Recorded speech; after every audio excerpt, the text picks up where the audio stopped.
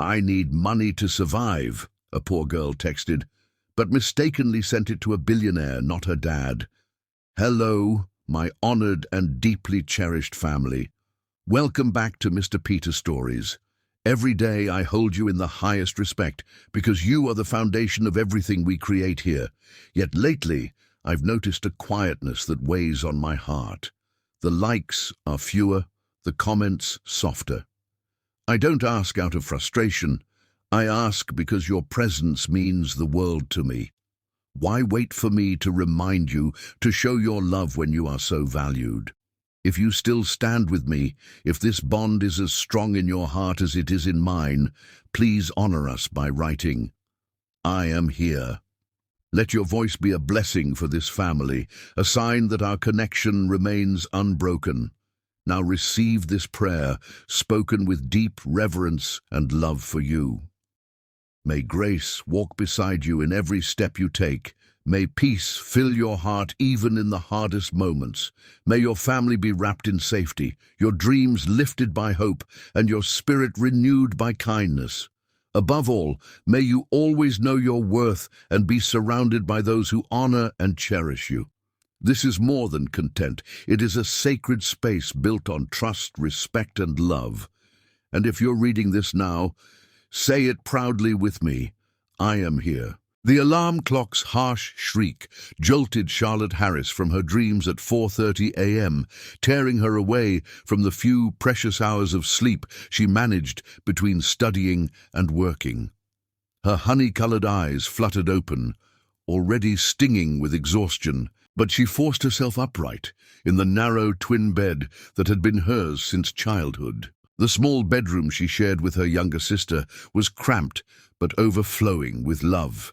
Family photos covering every surface, medical textbooks stacked in towering piles, and her sister's colorful artwork carefully taped to the walls. Charlotte's reflection in the cracked mirror revealed the toll of her relentless schedule. Her golden brown skin, usually radiant with health and determination, appeared dull and stressed. Dark circles shadowed her expressive eyes, and her thick, curly hair was twisted into a messy bun. At 22, she should have been glowing with youth, but the weight of her dreams and constant struggle to achieve them had aged her beyond her years. She dressed quickly in her cafe uniform, a simple white blouse and dark pants worn nearly every day for 2 years. The fabric was beginning to fray, but she couldn't afford new clothes when every penny went toward medical school tuition. As she tiptoed through the small apartment, she paused outside her parents' bedroom door, hearing her father's soft snores and her mother's gentle breathing. These two people had sacrificed everything for her dream of becoming a doctor, working multiple shifts, selling their few possessions, going without so she could have textbooks and lab fees. The morning air was crisp as Charlotte walked 15 blocks downtown, unable to afford bus fare. She'd made this journey countless times, her feet knowing every crack in the sidewalk, every shortcut through narrow alleys. The cafe sat on a busy corner, its windows already glowing with warm light as early customers gathered. "You're late," snapped Marcus before Charlotte had even tied her apron. His cold eyes raked over her with obvious disdain. At 35, Marcus Petterman was a bitter man who seemed to take pleasure in making his employees miserable, especially Charlotte.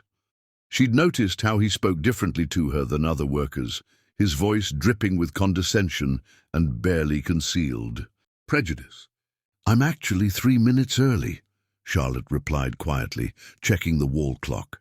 She'd learned to document everything with this man, knowing he looked for any excuse to dock her pay. Marcus's face reddened. "Don't get smart with me. Get to work and try not to screw anything up today."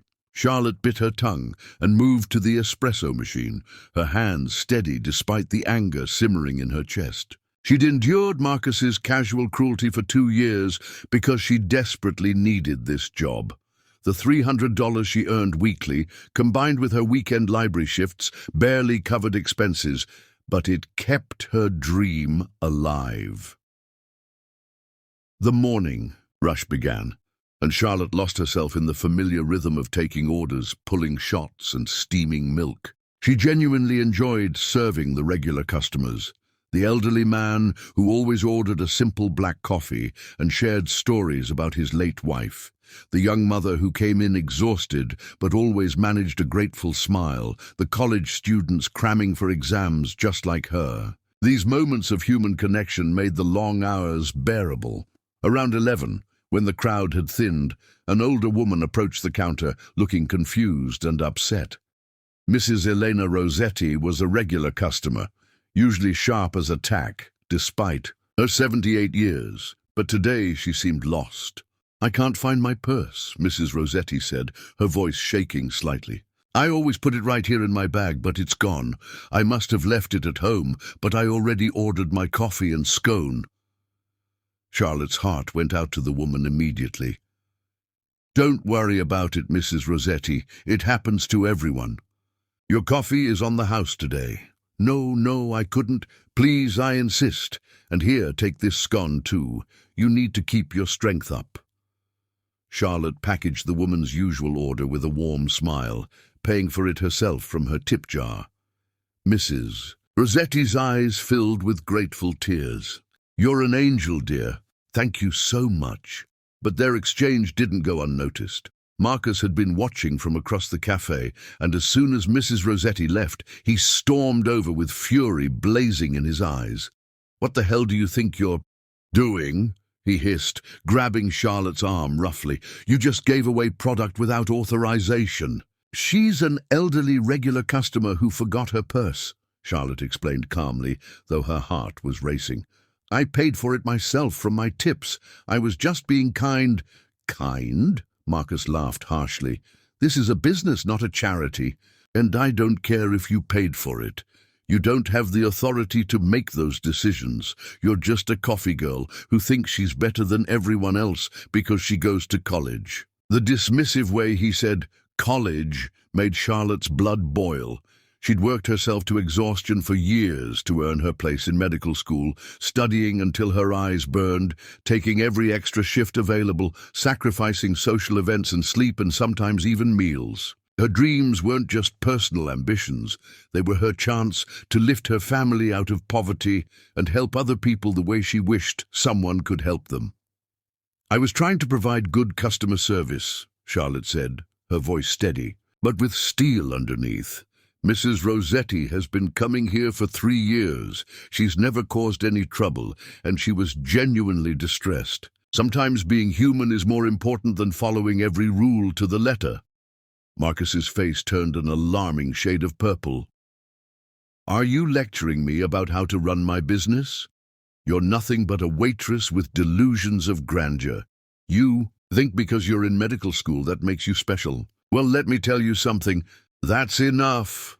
Charlotte's voice cut through his tirade like a blade. She'd reached her breaking point after years of his casual cruelty and constant disrespect. "I am not nothing. I work harder than anyone. Else in this cafe, I treat every customer with respect, and I've never missed a shift or shown up late. If treating an elderly woman with kindness is grounds for punishment in your establishment, then maybe you need to reconsider what kind of business you're running." The cafe had gone dead silent. Other customers were staring, some with their phones out, recording the confrontation. Marcus's hands were shaking with rage, and Charlotte realized she'd finally gone too far. "You're fired," he spat. "Get out of my cafe and don't come back, and don't expect any references from me." Charlotte felt the world tilt around her. Those 2 words, "you're fired," hit her like a physical blow. This job wasn't just income, it was her lifeline. Without it, she couldn't make her final tuition payment. Without that payment, she'd be dropped from medical school just 3 months before graduation. With trembling hands, she untied her apron and laid it on the counter. The other employees watched in shocked silence as she gathered her things, their faces reflecting sympathy and fear for their own jobs. Charlotte walked to the door with her head held high, but the moment she stepped outside, her composure crumbled completely. She made it 2 blocks before the sobs overtook her. Ducking into an alley, Charlotte slid down the brick wall until she was sitting on the cold concrete, her whole body shaking with the force of her grief. Everything she'd worked for, sacrificed for, dreamed of, it was all slipping away because she'd shown kindness to an elderly woman. The numbers swirled in her head like a nightmare. Tuition deadline tomorrow at 5 p.m. Amount needed, $8,400. Money in her account, $237. Her parents had already borrowed against everything they owned. There was nowhere left to turn. Charlotte pulled out her phone with hands that wouldn't stop trembling, staring at her father's contact. How could she call him? How could she tell him that after everything he and her mother had sacrificed, she was going to lose it all because of her pride? The man had worked 3 jobs to help pay for her education, and her mother cleaned offices until midnight to contribute what she could. But what choice did she have? In 29 hours her dreams would die, unless she found a miracle. Through her tears, Charlotte began to type the most difficult message of her life. Chapter 2. A message that changes everything. Charlotte's fingers trembled as she stared at her phone screen, tears blurring her vision. The cold concrete of the alley pressed against her back, but she barely felt it through the numbness that had settled over her like a heavy blanket. In less than 24 hours, her entire future would crumble unless she could find a miracle. The weight of her family's sacrifices pressed down on her chest, making it hard to breathe. She scrolled through her contacts until she found Dad and stared at the name for a long moment. James Harris had worked 3 jobs to help fund her education, driving for a delivery service during the day, stocking shelves at a grocery store in the evenings, and cleaning office buildings on weekends. Her mother, Sarah, worked as a home health aide and cleaned houses on her days off. Both of them had given up everything they could possibly sacrifice, and Charlotte knew they had nothing left to give. But what choice did she have? With shaking hands, she began to type, her heart breaking with every word. Dad, I'm so sorry to burden you with this, but I don't know where else to turn. I lost my job today because I stood up to my manager when he was treating people badly. The tuition deadline is tomorrow at 5 p.m., $8,400, and I only have $237 in my account. I know you and Mom have already given everything, and I hate myself for even asking, but I don't know what else to do. My dreams are dying, Dad. Everything we've worked for, everything you've sacrificed. I'm going to lose it all. I've tried. Everywhere. Financial aid, emergency loans, everything. There's nothing left. I'm so scared and I feel lost. I love you both so much and I'm sorry for being such a burden. I understand if there's nothing you can do. I just needed to tell someone who loves me that I tried my best. Charlotte's vision was so blurred with tears that she could barely see the screen. Her thumb hovered over the send button for several seconds as she gathered courage to break her father's heart. Finally, she pressed send and immediately buried her face in her hands, sobbing with the force of a dam breaking. Meanwhile, 3,000 miles away in his glass-walled corner office on the 42nd floor of Matthews Tower in downtown Seattle, Tony Matthews sat in a leather chair worth more than most people's cars, staring out at the city skyline with empty eyes. At 30, he was worth $4.2 billion and commanded an empire spanning technology, real estate, and renewable energy. His sharp jawline and storm-gray eyes had graced magazine covers, and his rare public appearances sent stock prices soaring. But none of it meant anything anymore. The boardroom behind him was filled with executives discussing quarterly projections and market expansion, their voices a distant hum that he'd stopped listening to an hour ago. These meetings had become a meaningless routine. Wealthy men in expensive suits moving numbers around to make more numbers, all of them desperate for his approval, but none of them truly knowing him. Tony's childhood had been spent in boarding schools while his parents built their own empire. leaving him with a trust fund instead of affection and stock portfolios instead of bedtime stories. He'd inherited their business acumen, but not their coldness, which left him isolated in a world where everyone wanted something from him. Women approached him for his money, men sought his influence, and genuine connections felt impossible when everyone had an agenda. His phone buzzed with what he assumed was another meaningless business message. He almost ignored it, but something made him glance at the screen. The number was unfamiliar, and the preview showed text that began with, "Dad, I'm so sorry." Curious despite himself, Tony opened the message and began to read. By the second sentence, his breath caught in his throat. By the end, something inside his chest had cracked wide open. Here was raw, desperate honesty, unlike anything he'd encountered in his sterile world of corporate speak and calculated politeness. This wasn't someone asking for an investment or trying to impress him with a business proposal. This was a young woman pouring her heart out to her father, sharing her fears and dreams with such vulnerable honesty that it made Tony's throat tight. He read the message 3 more times, each word hitting him like a physical blow. The pain in those sentences was so palpable he could feel it radiating from his phone screen. Someone out there was watching their dreams die, despite working harder than anyone in his boardroom ever had. Someone who stood up for what was right, even when it cost them everything.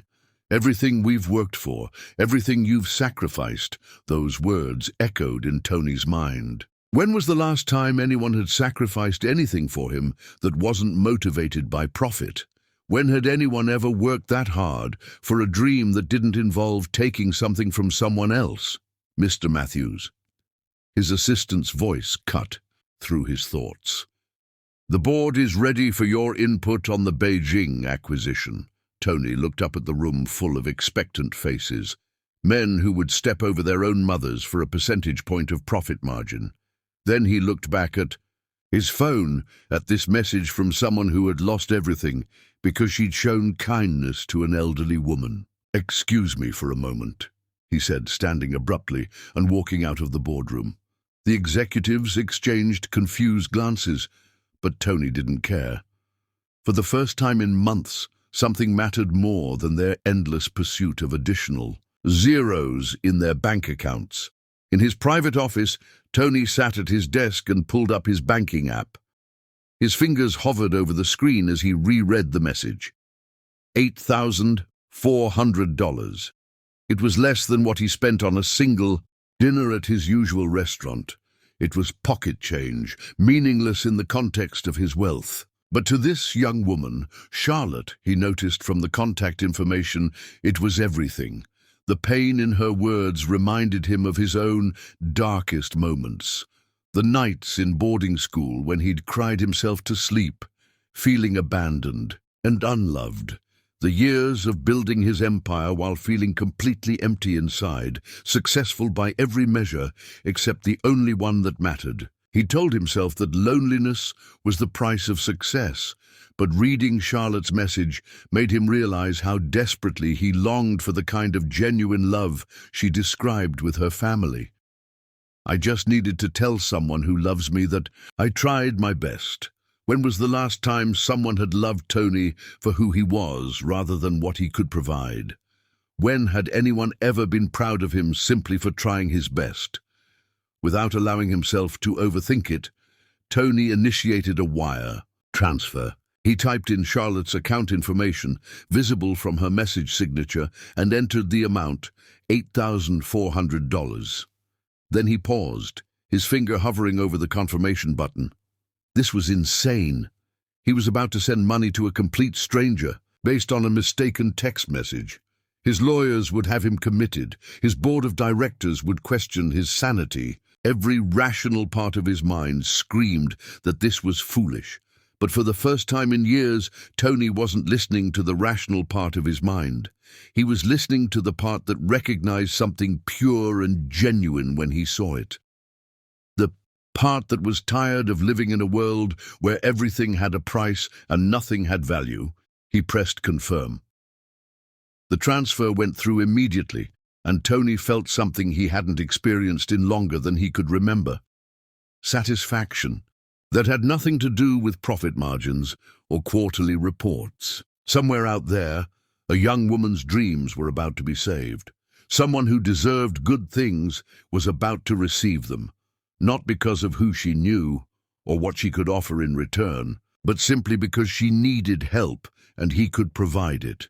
Tony leaned back in his chair and looked out at the city skyline again, but this time it looked different. The glass and steel towers no longer seemed like monuments to isolation, but possibilities for connection.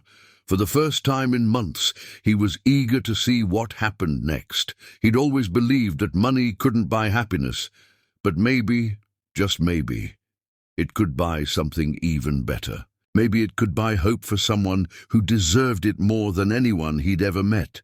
Tony saved Charlotte's number in his phone, though he told himself he'd probably never use it again. This was a one-time gesture, a moment of impulse that would fade back into his routine of meetings and mergers. But deep in his chest, something had awakened. Something that wanted to know more about the young woman who signed her message with so much love, who worked multiple jobs to chase a dream of helping others, who lost everything because she'd shown kindness to a stranger. For the first time in years, Tony Matthews was genuinely curious about another human being, and that curiosity was about to change both their lives forever. Chapter 3. When Hearts Recognize Each Other. Charlotte barely slept that night, tossing restlessly as anxiety churned in her stomach. Every time she closed her eyes, she saw the clock ticking toward 5 p.m., saw her dreams slipping away with each passing second. When her phone buzzed at 6:47 a.m. with a banking notification, she almost ignored it. Probably another reminder about her pathetically low balance. But something made her check anyway. Her heart stopped. The screen showed a deposit of $8,400 posted at 11:23 p.m. the previous night. Charlotte blinked hard, certain she was hallucinating from stress and exhaustion. She closed the app and reopened it. The number remained, glowing like a miracle. "Oh my God," she whispered, hands beginning to shake. "Oh my God!" She shot up, in bed nearly waking her sister, and crept out on trembling legs. Her parents' bedroom door was closed, but she could hear her father's alarm.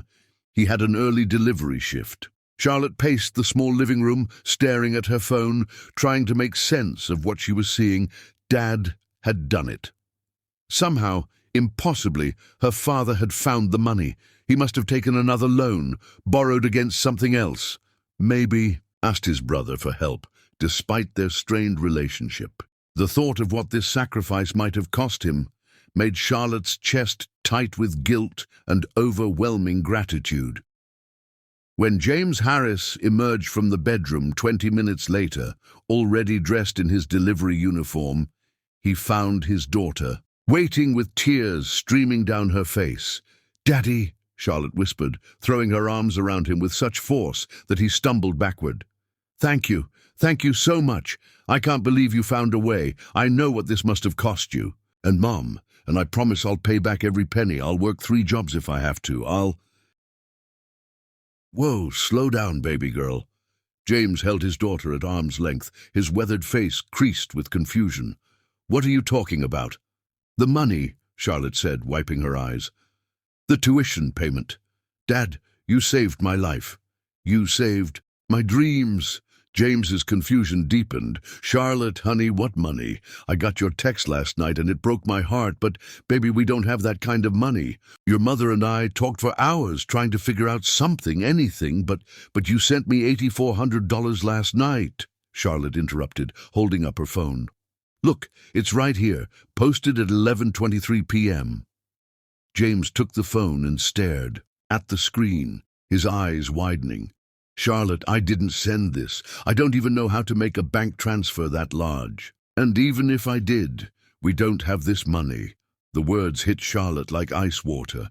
If her father hadn't sent the money, then who?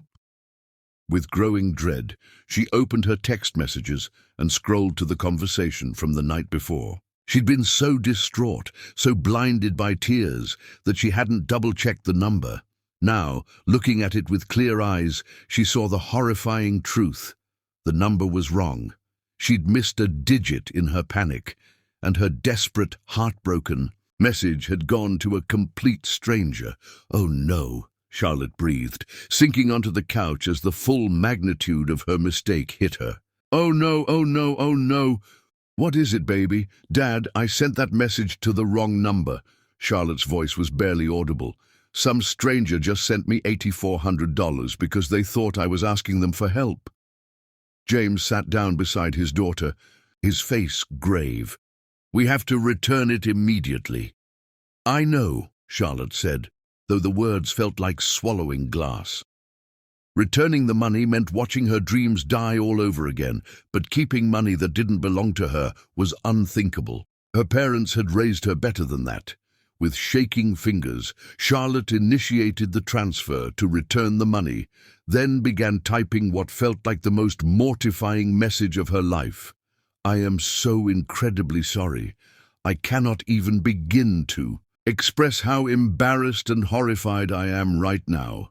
Last night, I was trying to text my father about my financial situation, but in my distress, I somehow sent it to your number by mistake. I have immediately returned your money. I never meant to bother you or ask a stranger for help. I was emotional and panicked and made a terrible error. Thank you for your kindness to a stranger, but I cannot and will not accept money that isn't meant for me. Again, I am so very sorry for disturbing you. Please forgive my mistake." She read the message 3 times, making sure it struck the right tone of humility and gratitude without seeming like she was fishing for the money back. Finally, she hit send and immediately put her phone face down on the coffee table, too mortified to look at it. "You did the right thing," James said, putting his arm around his daughter's shoulders. "I'm proud of you for returning it even though I know how much it hurt." Charlotte nodded, not trusting her voice. She had done the right thing, but it felt like carving out her own heart. She was right back where she started. Worse, actually, because now she'd humiliated herself in front of a stranger who'd only been trying to help. 3,000 miles away, Tony was having his first peaceful morning in months.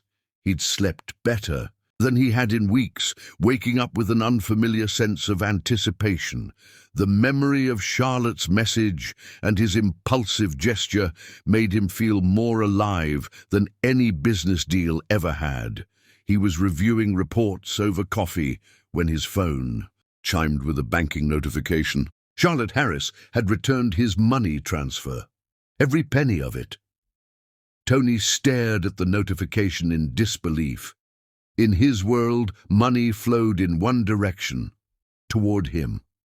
People asked for investments, for loans, for handouts, but no one ever returned money he'd freely given. The gesture was so unexpected, so contrary to everything he'd experienced, that he had to read the notification twice to believe it. Then came her message. Tony read it once, then immediately read it again. The tone was so different from her first message. Formal where the other had been raw, apologetic where the other had been desperate. But underneath the careful politeness, he could sense the same genuine heart that had moved him so deeply the night before. She'd returned money she desperately needed because she believed it was the right thing to do. In a world where people would sue their own grandmothers for stock options, Charlotte Harris had given back a fortune because it wasn't rightfully hers.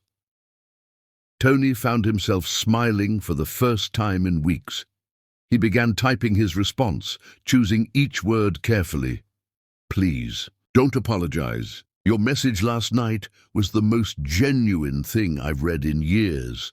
I sent that money because I wanted to help someone who clearly deserved it, not because I was obligated to. Mistakes happen, but your character shines through in how you've handled this. Keep the money. When you're able, when you're ready, you can pay it forward to someone else who needs help. Focus on your dreams for now." He paused before adding, Also, once upon a time, I was lost too. I know how it feels to have no one believe in you. Sometimes we all need someone to believe in us when we can't believe in ourselves.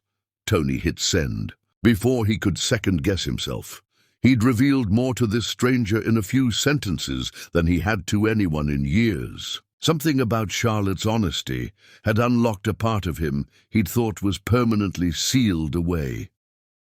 When Charlotte's phone buzzed 20 minutes later, she was helping her mother prepare breakfast, trying to act normal, despite the fact that her world was crumbling. She glanced at the phone reluctantly, expecting maybe a formal acknowledgement of her apology. Instead, she found something that made her breath catch. "Mom," Charlotte called softly, her voice filled with wonder. "You need to read this." Sarah Harris dried her hands on a dish towel and came to read over her daughter's shoulder. By the end of the message, both women had tears in their eyes. "He wants you to keep it," Sarah whispered. "This stranger wants you to keep the money." "But I can't," Charlotte said, though her heart was racing with hope. "I can't accept charity from someone I don't even know." "Baby," her mother said gently, "sometimes angels come in unexpected forms. This person isn't asking for anything in return. They just want to help you achieve your dreams." Charlotte read the message again, focusing on the last part. "I was lost too. I know how it feels to have no one believe in you." Whoever this person was, they understood pain. They understood what it felt like to be alone and struggling. And somehow, through her desperate mistake, she connected with someone who wanted to help simply because they could. For the first time since yesterday's disaster, Charlotte felt something besides despair. She felt hope and curiosity. Who was this mysterious person who had shown such incredible kindness to a stranger? She began typing her response, her heart pounding with each word. "I don't know what to say, except thank you. Your kindness means more than you'll ever know. Not just the money, but your words. It's been a long time since someone told me they believed in me. I promise I'll pay it forward when I'm able. And someday, when I'm Dr. Charlotte Harris, I'll make sure your faith in me wasn't misplaced." She hesitated, then added, "Can I ask your name? I'd like to know who my guardian angel is." This time Charlotte didn't put her phone face down. She held it in her hands, staring at the screen, waiting for a response from the stranger who was changing her life. And for the first time since this whole nightmare began, she found herself genuinely curious about what would happen next. Chapter 4. Souls on Fire. "My name is Tony," came the response an hour later. "And you're going to be an incredible doctor, Charlotte. I can feel it." Charlotte stared at the simple message, but something about it made her pulse quicken in a way she couldn't explain. Just her name from his fingers felt intimate somehow. She found herself wondering what his voice sounded like. What kind of person chose to help a stranger without expecting anything in return? "Tony," she typed back, testing out his name. "Thank you for believing in me. Can I ask what you do? I feel like I should know something about the person who saved my dreams." The response took longer this time, and Charlotte found herself checking her phone every few minutes, eager for his reply in a way that surprised her. "I work in technology and investments. Nothing as meaningful as medicine. What made you want to become a doctor?" Charlotte smiled at the deflection. Tony seemed as reluctant to discuss himself as he was generous with others. She settled into her narrow bed, pulling her knees to her chest as she typed a response. "When I was 12, my grandmother had a stroke. The doctor in the ER was this incredible woman, Dr. Martinez.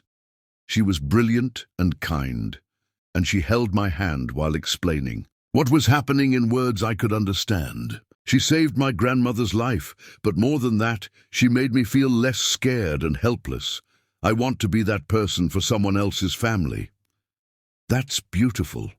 Your grandmother was lucky to have you there." "She passed away last year," Charlotte admitted, surprised by how easy it was to share something so personal with this stranger. But I know she'd be proud of where I am now. She always said I had healing hands. I'm sorry for your loss, and I'm certain she'd be incredibly proud. What's been the hardest part of medical school? And just like that, they were talking, really talking, in a way Charlotte hadn't experienced with anyone in years. Tony asked thoughtful questions and gave responses that showed he was truly listening. Their conversation flowed from her studies to his work, from their families to their dreams, each message building a bridge between their vastly different worlds. "What's it like being in technology?" Charlotte asked late that first evening. "It must be exciting to be part of innovation." "It can be," Tony replied, "but sometimes I feel like I'm solving problems that don't really matter. Making rich people richer, creating solutions for problems that only exist because we have too much money and too little purpose. Your work will actually save lives." "But technology connects people," Charlotte pointed out. "It gives people access to information, opportunities they wouldn't have otherwise. That matters too." "I never thought of it that way. You have a gift for seeing the good in things, and you have a gift for helping people. Not everyone would have done what you did for me. Maybe I was just being selfish. Helping you made me feel more useful than anything I've done in years." Charlotte found herself smiling at her phone, charmed by his honesty. There was something so genuine about Tony, so different from the guys at school who seemed to be performing. Masculinity rather than just being themselves. The days passed in a blur of classes and constant texting. Charlotte would wake up to messages from Tony, sharing thoughts he'd had during his evening or asking about her day ahead. She'd respond between lectures, finding herself eager to share even the smallest details of her life with him. During boring seminars, she'd draft longer messages about her thoughts on healthcare policy or her dreams for the future, and Tony would respond with insights that showed he understood not just her words, but the passion behind them. "I had the most amazing surgery observation today," Charlotte texted one afternoon. "A cardiac surgeon repaired a child's heart defect, and it was like watching magic. The precision, the knowledge, the way everyone worked together to save this little boy's life. I've never wanted anything more than I want to be part of that world. The way you describe it makes me want to watch too. You make everything sound beautiful. What makes you feel that way? What gives you that sense of purpose?" The question seemed to catch Tony off guard because his response took longer than usual. "Honestly, until a few weeks ago, I would have said nothing. I've been going through the motions for so long that I'd forgotten what it felt like to be excited about anything. But talking to you, it reminds me that there are still good people in the world doing meaningful work. You're good people too, Tony. You changed my entire life because you saw someone in pain and decided to help. That says everything about who you are. You give me too much credit. I don't think I give you enough." Their conversations grew deeper as the weeks passed. Tony shared stories about his lonely childhood, the boarding schools where he'd learned to be self-sufficient, but never learned to truly connect with others. Charlotte told him about growing up in a house full of love, but empty of money, about the way her parents' sacrifices motivated her to work harder than everyone around her. "Do you ever feel guilty about your success?" Charlotte asked one evening. "Like maybe you don't deserve it when other people struggle so much?" "Every day," Tony admitted. "I inherited most of my opportunities. You've earned every single one of yours. But you could have been entitled and selfish with those opportunities. Instead, you help people like me. That's a choice, not an accident. You're going to make me believe I'm actually a good person if you keep this up. You are a good person. I can tell in the way you write, the questions you ask, the way you really listen to the answers. When was the last time someone told you that?" Again, a long pause. "I honestly can't remember." Charlotte's heart ached for him. She was beginning to understand that beneath his success and generosity, Tony was just as lonely as she had been desperate. They were both missing something essential. She had love, but lacked opportunity, while he had every opportunity, but felt starved for genuine connection. "Well, I'm telling you now," she typed. "You're kind, thoughtful, generous, and incredibly easy to talk to. Any person would be lucky to have you in their life, even a brilliant medical student who's going to change the world." Charlotte stared at that message for a long time, her heart racing. Was he flirting with her? The thought sent electricity through her veins in a way that both thrilled and terrified her. "Especially her," she finally replied, surprised by her own boldness. "Charlotte." "Yes? I know this is crazy, but I feel like I've been waiting my whole life to talk to someone the way I talk to you." Charlotte's breath caught. She read the message 3 times, each reading making her heart beat faster. She was falling for him. This man she'd never met, whose face she'd never seen, whose voice she'd never heard. Somehow, through nothing but words on a screen, he'd found his way into her heart. "It's not crazy," she typed with trembling fingers. "I feel it too, like you understand parts of me that I never even understood myself.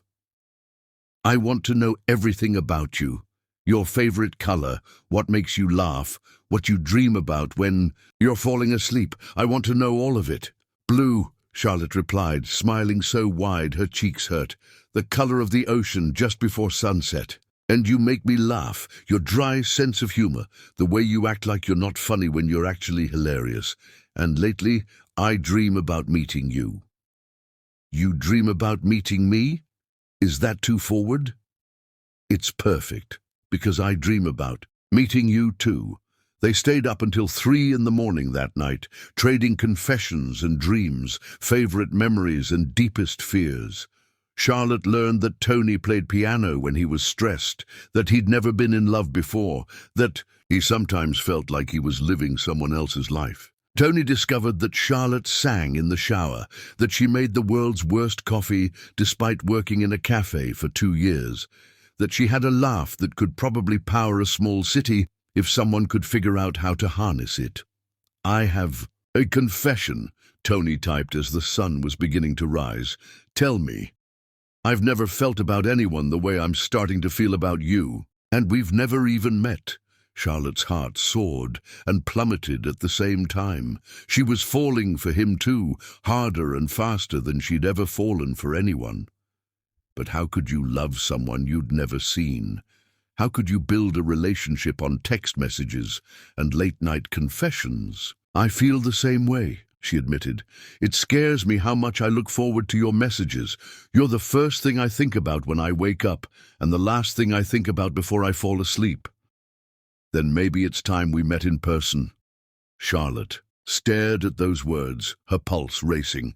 Part of her desperately wanted to say yes, to finally put a face to the man who'd captured her heart with nothing but kindness and conversation. But another part of her was terrified. What if the magic they'd found in their words didn't translate to real life? What if he was disappointed when he saw her? What if this beautiful connection they'd built came crashing down the moment reality intruded? "I want to," she typed honestly, "but I'm scared." "Of what?" "Of losing this. What we have right now is perfect. What if meeting in person ruins it?" "Charlotte, nothing could ruin what we have, and I think you might be surprised by how perfect this could become. You really want to meet me?" "More than I've ever wanted." "Anything."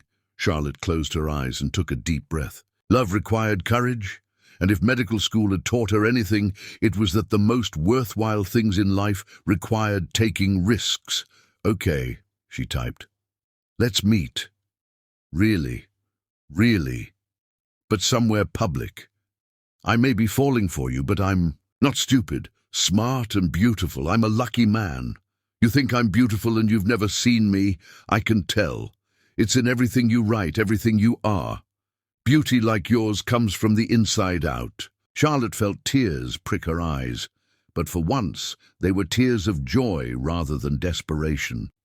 In a few short weeks, this incredible man had become essential to her happiness. She was about to meet the person who'd saved her dreams and stolen her heart. She had no idea she was about to fall in love with someone who would change not just her circumstances, but her entire world. Chapter 5. When Lightning Strikes. Charlotte changed her outfit 4 times before settling on a simple but elegant navy dress that brought out her honey-colored eyes and hugged her curves perfectly. She'd spent an hour on her hair, letting her natural curls fall in soft waves around her shoulders, and applied just enough makeup to highlight her features without appearing overdone. Her hands trembled as she applied lip gloss one final time. Meeting at Rosé Cafe at 2 p.m. Tony had texted that morning, "I'll be the nervous guy in the corner, probably checking my phone every 30 seconds. How will I recognize you?" Charlotte had replied, her stomach doing flips. "You'll know." And somehow she believed him. The cafe Tony had chosen was in the Arts District, a cozy place with exposed brick walls, local artwork, and an atmosphere that invited long conversations. Charlotte arrived 15 minutes early, her pulse hammering as she scanned the space. A few couples sat at small tables. A woman with a laptop worked in one corner, and an elderly man read a newspaper by the window, but no Tony. Charlotte ordered a latte she was too nervous to drink and claimed a table near the window, checking her phone obsessively. What if he didn't show? What if he'd changed his mind? What if this whole thing had been some elaborate joke?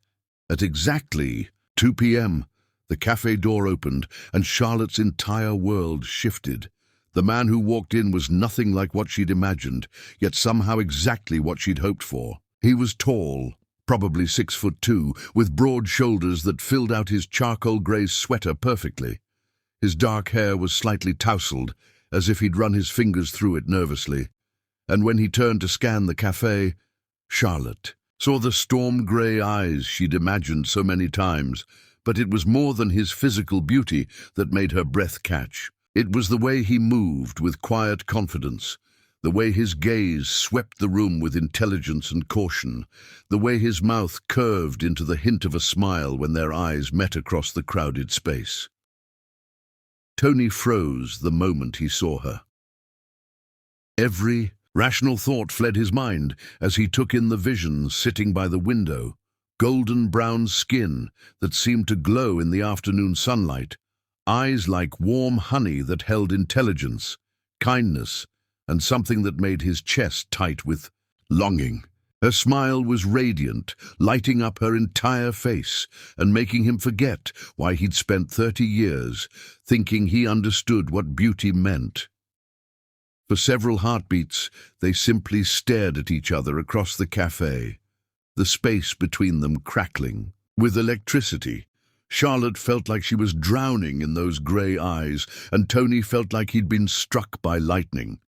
Finally, Tony moved toward her table, his steps deliberate, but his pulse racing like a teenager's. Charlotte stood as he approached, and when they were finally face to face, the intensity of their connection was almost overwhelming.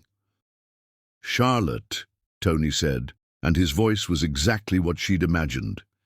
Deep, warm, with just a hint of roughness that made her skin tingle. "Tony," she breathed, and the way his name sounded on her lips made something primal surge in his chest. For a moment, they just stood there, drinking each other in. Charlotte had to tilt her head back to meet his eyes, and Tony found himself fighting the urge to reach out and touch her face to make sure she was real. "You're—" Tony started, then stopped, shaking his head with a soft laugh. "You're even more beautiful than I imagined." Charlotte felt heat rise in her cheeks. "You say that like you imagined me often."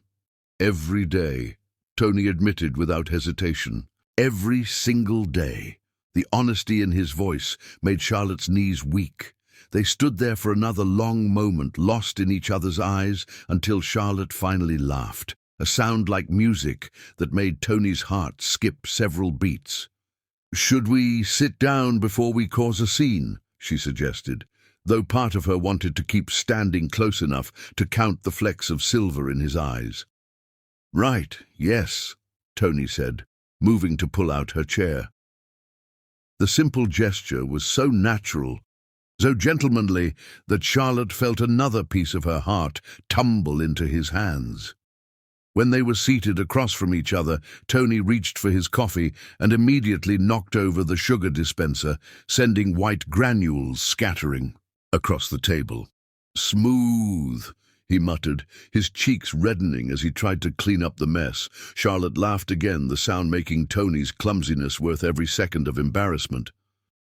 "You know, for a billionaire tech mogul, you're surprisingly human." Tony's end stilled. "Billionaire? I may have Googled you," Charlotte admitted, her own cheeks flushing.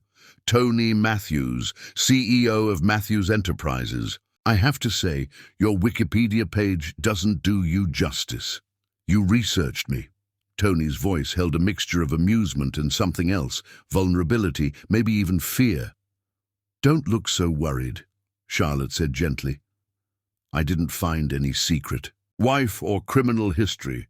Just a very successful businessman who apparently donates more money to charity in a year than most people see in a lifetime." Tony relaxed slightly. "I was afraid you'd find out about my obsession with terrible reality TV shows." "Oh, that's not on Wikipedia," Charlotte teased. "What's your guilty pleasure? Bachelor in Paradise? Real Housewives?" "Baking competitions," Tony admitted with a sheepish grin. "I have no idea how to cook anything more complicated than cereal, but I can tell you everything about the proper technique for tempering chocolate." Charlotte burst into laughter, and Tony felt like he'd won the lottery just hearing that sound. "That's adorable. I would never have guessed. What about you? Any hidden addictions I should know about?" "Korean dramas," Charlotte confessed. "I've cried over fictional characters more times than I can count. My sister thinks I'm insane." "You have a sister?" "Maya. She's 17 and about 1,000 times cooler than I'll ever be. She wants to be a filmmaker." Charlotte's face lit up when she talked about her family, and Tony found himself falling even deeper into those warm eyes. "Tell me about her," Tony said, settling back in his chair. "Tell me about all of them." And Charlotte did. She told him about Maya's dreams and attitude, about her father's 3 jobs and unshakable optimism, about her mother's strength and endless capacity for love. Tony listened to every word, asking questions that showed he genuinely cared about the people who mattered to Charlotte. In return, Tony shared stories he'd never told anyone, about the loneliness of his childhood, the weight of expectations, the way success had isolated him from genuine connections. Charlotte listened without judgment, her eyes full of understanding and something that looked like affection. "You know what's funny?" Charlotte said after Tony finished telling her about his first disastrous board meeting at 18. "When I was researching you, I kept thinking about how intimidating you must be in person. Powerful, commanding, probably a little scary. And now," Charlotte studied his face, the laugh lines around his eyes, the way he listened with his whole body, the gentle way he'd cleaned up his spilled sugar without making a fuss. "Now I think you're just a man who learned to be strong because he had to be, but who's actually incredibly kind underneath all that power." Tony felt something crack open in his chest. "Charlotte." "What?" "I need you to know something." Tony leaned forward, his voice dropping to something almost intimate.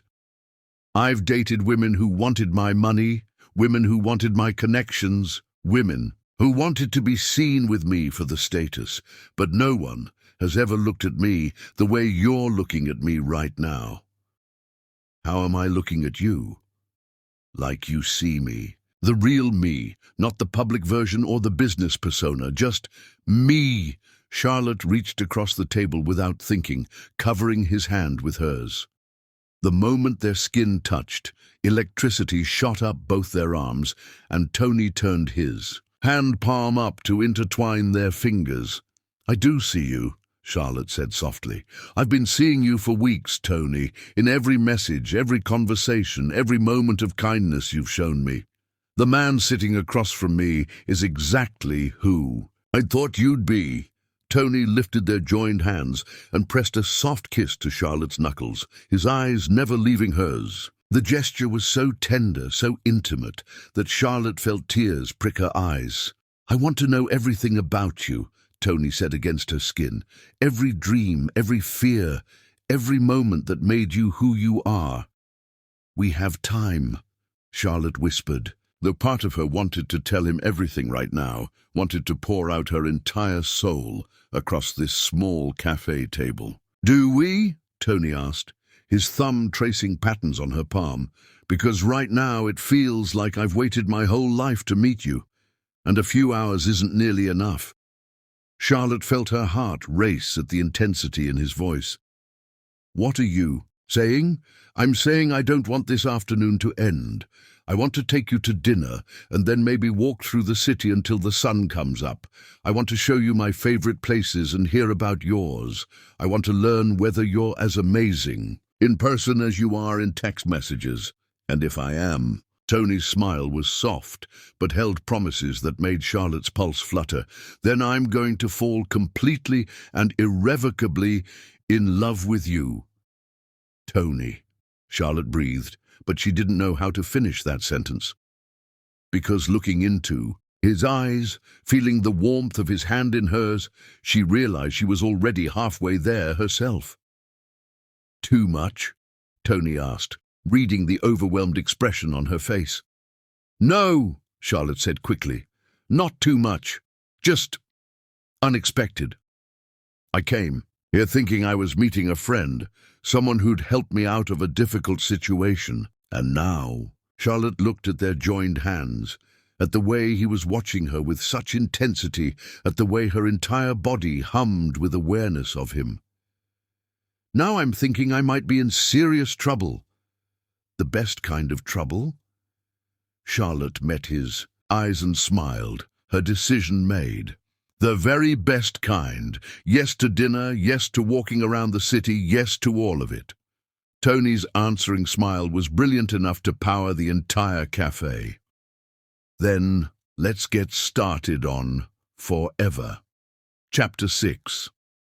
Falling into forever. Their first date lasted 14 hours.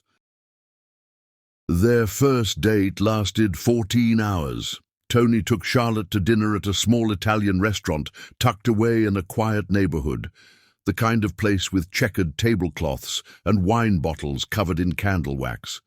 They talked through 3 courses and 2 bottles of wine, their conversation flowing as naturally as if they'd known each other for years. Charlotte told him about her first day of medical school, how she'd been so nervous she'd thrown up in the parking lot. Tony shared his terror during his first business presentation, when he'd been so intimidated by the board that he'd accidentally called the chairman Dad. After dinner, they walked through the city streets hand in hand, stopping to listen to street musicians and window shop at closed boutiques. When Charlotte shivered in the cool evening air, Tony immediately shrugged out of his jacket and wrapped it around her shoulders. The gesture was simple, but the careful attention to her comfort made Charlotte's pulse flutter. "You don't have to take care of me," she said softly as they paused under a streetlight. "I want to," Tony replied, adjusting the jacket around her. "I've never wanted to take care of someone the way I want to take care of you."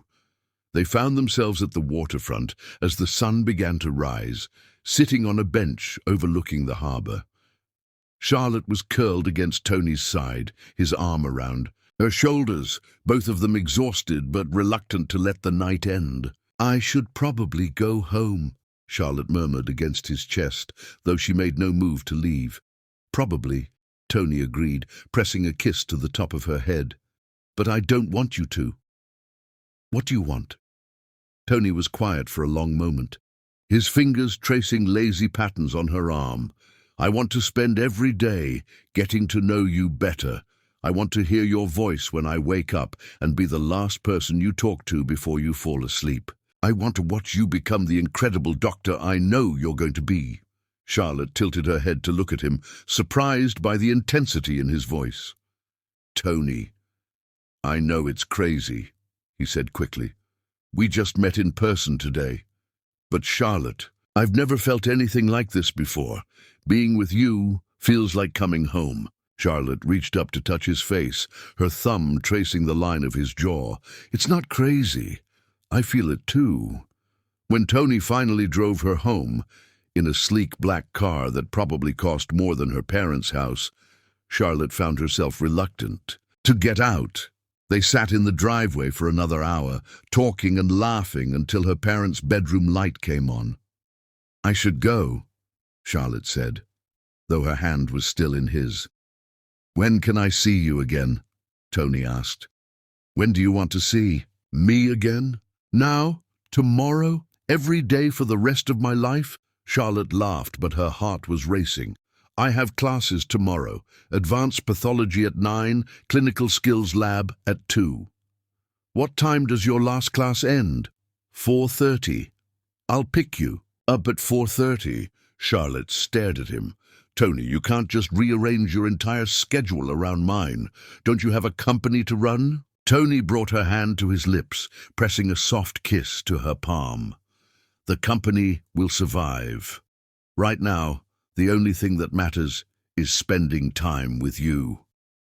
The next day, Charlotte found herself checking her phone constantly during lectures, reading and rereading Tony's good morning text. When she walked out of her final class, he was there, leaning against his car with a bouquet of sunflowers, her favorite, though she couldn't remember telling him that.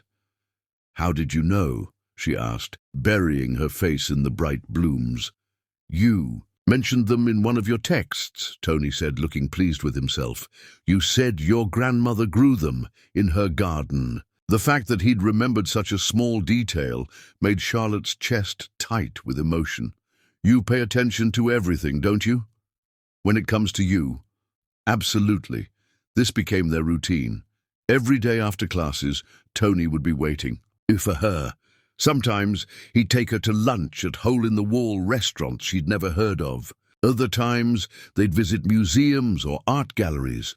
Tony watching Charlotte more than the exhibits, fascinated by her reactions to everything around her.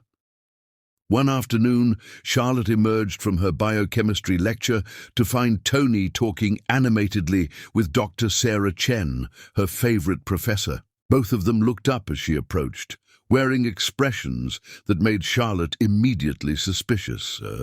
What's going on? Charlotte asked, looking between them. Mr. Matthews was just telling me about the research facility his company is funding, Dr. Chen said with a smile. The one that's going to focus on developing more affordable medical equipment for underserved communities. Charlotte's eyes widened as she turned to Tony. You're funding medical research? Tony's cheeks reddened slightly. It's not a big deal. I just thought, with your passion for helping people who can't afford proper health care, maybe there was a way I could contribute. Not a big deal? Dr. Chen interjected. Mr. Matthews, this is a $20 million commitment to medical research. I'd say that's quite a big deal. Charlotte felt tears prick her eyes. Tony had listened to her talk about healthcare inequality and had decided to do something about it. Not just write a check, but fund actual research that could change lives. Why didn't you tell me? Charlotte asked as they walked away from the building. Because I didn't want you to think I was trying to impress you, Tony said honestly. I wanted to do it because it mattered to you, not because I thought it would make you like me more. Charlotte stopped walking and turned to face him. Tony Matthews. Yes, you're incredible, Charlotte Harris. Yes? You're going to make me fall completely in love with you if you keep looking at me like that. Like what? Like I'm the best thing that's ever happened to you. Charlotte stepped closer, her hands coming up to rest on his chest. Because you are. Their first kiss happened right there on the university quad, with students walking past and Tony's expensive car parked in a no-parking zone. Charlotte rose, up on her tiptoes, just as Tony cupped her face in his hands, and when their lips met, the world around them ceased to exist. The kiss was gentle at first, tentative, as if they were both afraid of breaking something precious. But when Charlotte's hands fisted in Tony's shirt and pulled him closer, gentle became desperate. Tony's arms wrapped around her waist, lifting her slightly off the ground as their mouths moved together with weeks of built-up longing. When they finally broke apart, both breathing hard, Tony rested his forehead against Charlotte's. "That was—" Tony started. "Perfect," Charlotte finished, her voice barely above a whisper. "I was going to say life-changing, but perfect works too," Charlotte laughed, the sound making Tony's heart skip beats. "We should probably move. I think you're about to get a parking ticket." "Worth it," Tony murmured, but he reluctantly set her back on her feet. From that day forward, Tony became a constant presence in Charlotte's world. He attended her study groups, charming her classmates with his genuine interest in their work. He showed up at the library with coffee and pastries when she had late-night study sessions. He even convinced her to let him drive her to her weekend job at the campus clinic, claiming he had business meetings in the area, though Charlotte suspected he was rearranging his entire schedule around hers. "You know you don't have to do this," Charlotte said one evening as Tony helped her organize her notes for an upcoming exam. "I managed to study just fine before you came along." "But you don't have to manage alone anymore," Tony replied, looking up from the stack of flashcards he was making for her. "Let me help. Let me be part of your life." "You are part of my life. The biggest part, if I'm being honest." Tony smiled, the expression soft and full of wonder. "Really? Really? Tony, I think about you constantly. When I'm in class, I imagine telling you about what I learned. When something funny happens, you're the first person I want to share it with. When I have a bad day, all I want is to hear your voice." Tony set down the flashcards and moved to sit beside her on the couch. "Charlotte, there's something I need to tell you." "What?" she asked, alarmed by his serious tone. "I'm falling in love with you." "No, that's not right." Tony took her, hands in his. "I've already fallen. Completely, irrevocably, embarrassingly in love with you." Charlotte felt her heart stop, then start again at double speed. "Tony, I know it's fast, and I know we haven't been dating very long, but I can't pretend anymore that this is just a casual relationship for me. You're it, Charlotte. You're everything I didn't know I was looking for." Charlotte studied his face, seeing nothing but honesty and vulnerability in those storm-gray eyes. "You want to know something?" "What?" "I was already planning how to tell you I love you too." Tony's smile was brilliant, transforming his entire face. "Really? Really? I love how you listen to my dreams like they matter. I love how you remember every little thing I tell you. I love how you make me feel like the most important person in the world." Charlotte moved closer, her voice dropping to a whisper. "I love you, Tony Matthews. All of you." This time when they kissed, it was with the desperate intensity of two people who had found something precious and had no intention of letting it go. Tony's hands tangled in Charlotte's hair as she melted against him, both of them pouring months of longing and newfound love into the connection between them. When they finally broke apart, both breathless and slightly dazed, Charlotte rested, her head on Tony's shoulder. "So what happens now?" she asked. Tony's arms tightened around her. "Now we build something beautiful together. Even though our worlds are so different, especially because they're different, you make me want to be better, Charlotte. You make me want to use what I have to help people to make a difference. And maybe I can give you the resources to help even more people than you ever imagined." Charlotte tilted her head to look at him. "We're really doing this, aren't we? Falling in love despite logic and reason?" "We're really doing this," Tony confirmed, pressing a kiss to her temple. "And I've never been more certain of anything in my life." Outside, snow began to fall, covering the city in a blanket of white. But inside Charlotte's small apartment, wrapped in Tony's arms, with the taste of their promises still on her lips, Charlotte had never felt warmer or more at home. She was in love with a billionaire who looked at her like she was worth more than all his money combined, and for the first time in her life she truly believed in happily ever after. Chapter 7. The Kiss That Ignites Everything. 3 weeks after their first "I love you," Charlotte and Tony had fallen into a rhythm of stolen moments and burning glances. Tony would arrive at her apartment most evenings with takeout from whatever restaurant had caught his fancy, and they'd spread textbooks and containers of food across her small coffee table, studying and eating while their legs tangled together on the couch. But the tension between them was becoming impossible to ignore. It simmered beneath every casual touch, every shared laugh, every moment when their eyes met across a crowded room. Tony's hand would linger when he helped her with her coat. Charlotte would catch herself staring at his mouth when he talked, wondering what it would feel like to kiss him without the careful restraint they'd been maintaining. They were both being careful, so respectful of boundaries neither had explicitly set. But the careful distance was beginning to feel like torture. On a Friday evening in late October, Tony picked Charlotte up from her last class with a mysterious smile and a refusal to tell her where they were going. "Just trust me," he said, opening the passenger door with a flourish. "I want to show you something." Charlotte had learned to love Tony's surprises. In the past month, he'd taken her to private museum exhibitions, surprise picnics in hidden parks, and once even a private cooking class where they'd laughed until their sides hurt while failing spectacularly at making pasta from scratch. In time, he drove them out of the city to a winding road that led up into the hills. The further they climbed, the more Charlotte's curiosity grew, especially when Tony pulled into what appeared to be a private driveway, marked only by an elegant but discreet sign reading Moonrise Observatory. "Tony, what is this place?" Charlotte asked as they wound up a tree-lined drive. "Something I thought you'd appreciate," Tony said, his eyes bright with anticipation.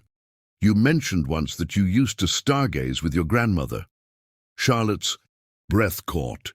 She had mentioned that weeks ago in one of their late-night text conversations. Her grandmother had taught her to identify constellations from their tiny backyard, telling her stories about the myths behind each pattern of stars. The observatory sat at the top of the hill like something from a fairy tale, an elegant building with a copper dome that gleamed in the setting sun. Tony led her through doors that opened onto what appeared to be a private viewing platform, complete with professional-grade telescopes and comfortable seating areas. "Tony," Charlotte breathed, turning in a slow circle to take it all in. "This is incredible. How did you—" "I may have made a donation to the astronomy department in exchange for private access tonight," Tony said, looking slightly embarrassed. "The curator is a friend of mine from college. I thought I wanted to give you something that connected to your memories with your grandmother." Charlotte felt tears prick her eyes. In a world where Tony could have given her expensive jewelry or lavish trips, he'd chosen to give her something that honored her most precious memories. It was so thoughtful, so perfectly Tony, that she felt her heart expand until she thought it might burst. "You're amazing," she whispered, reaching for his hand. Tony's fingers intertwined with hers, and Charlotte felt that familiar spark of electricity that happened every time they touched. "Wait until you see the stars from here, the city lights. Can't reach us up here." As if on cue, the sun dipped below the horizon, painting the sky in shades of purple and gold. Tony led Charlotte to a comfortable love seat, positioned perfectly for sky watching, and as the darkness deepened, stars began to appear like scattered diamonds across black velvet. "Oh!" Charlotte gasped as the full majesty of the night sky revealed itself. Away from the city's glow, the stars were brilliant and numerous, stretching endlessly above them. "Tony, it's perfect." They sat close together, Charlotte's head on Tony's shoulder as he pointed out constellations, and she shared the stories her grandmother had told her. The observatory's curator had left them a bottle of wine and some soft music playing from hidden speakers, creating an atmosphere so romantic that Charlotte felt like she was living in a dream. "There," Charlotte said, pointing toward a cluster of stars. "That's Andromeda. My grandmother used to say she was the most beautiful princess in all the heavens, but she was also brave enough to face monsters. Like someone else I know," Tony murmured against her hair. Charlotte turned to look at him, struck by the intensity in his voice. "Tony?" "You're like her," Tony said, his hand coming up to cup Charlotte's face.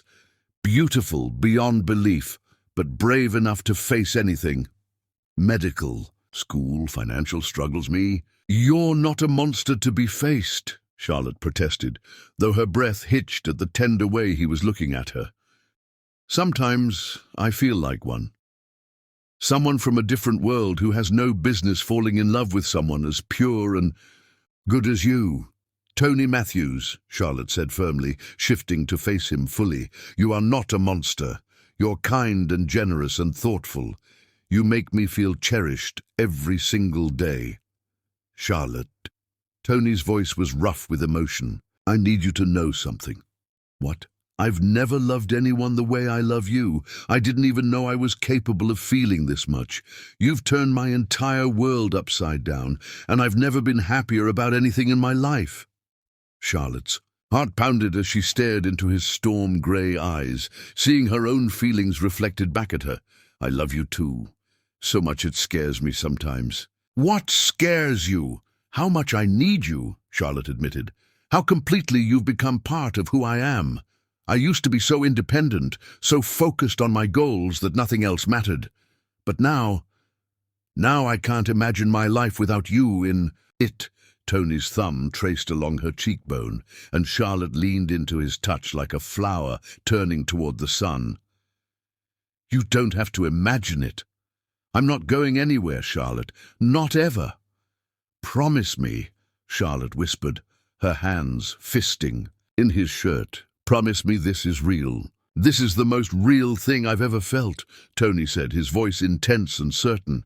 "You are the most real thing I've ever felt." The space between them seemed to crackle with electricity. Charlotte was acutely aware of everything, the warmth of Tony's hand on her face, the way his eyes had darkened, the way her own pulse was racing with anticipation. "Charlotte," Tony said, his voice dropping to something almost desperate, "I want to kiss you, really kiss you, not the careful, gentle kisses we've been sharing. I want to kiss you like you're mine."